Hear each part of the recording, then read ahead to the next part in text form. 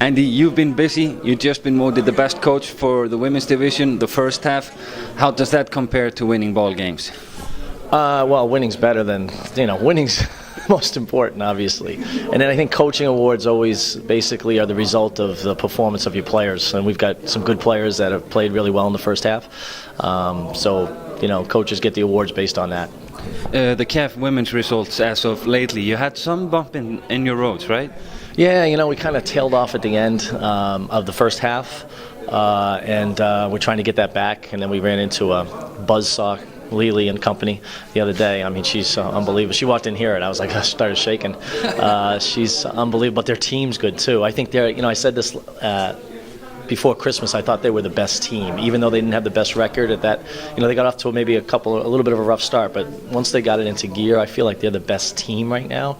Maybe Snæfell is right there too. I think those teams right now are playing the best.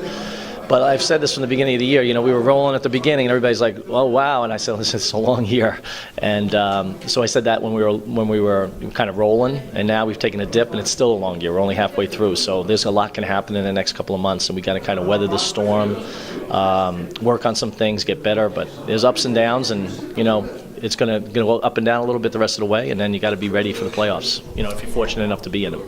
If you were a betting man, what 4 teams do you think are the most likely to make it to the final 4 playoff spots? Pardon me, what was it? If you had to bet on it. On the women's? Yeah, and the women's team. Which 4 teams? Right up for grabs. I think, I think Snæfell. Snæfell right now, obviously they're top of the league. And then, as I said, I think Hoiker, I don't say it correctly, I don't think, apologize, but I think they're right there as well. And then I think it's really up for grabs. There's not a lot of separation, there's a lot of games left, and people basically have to perform over the next couple of months. And there's been some changes too, people have picked up different players, and people have been hurt and coming back, and teams are progressing, so it's really up for grabs. Thank you.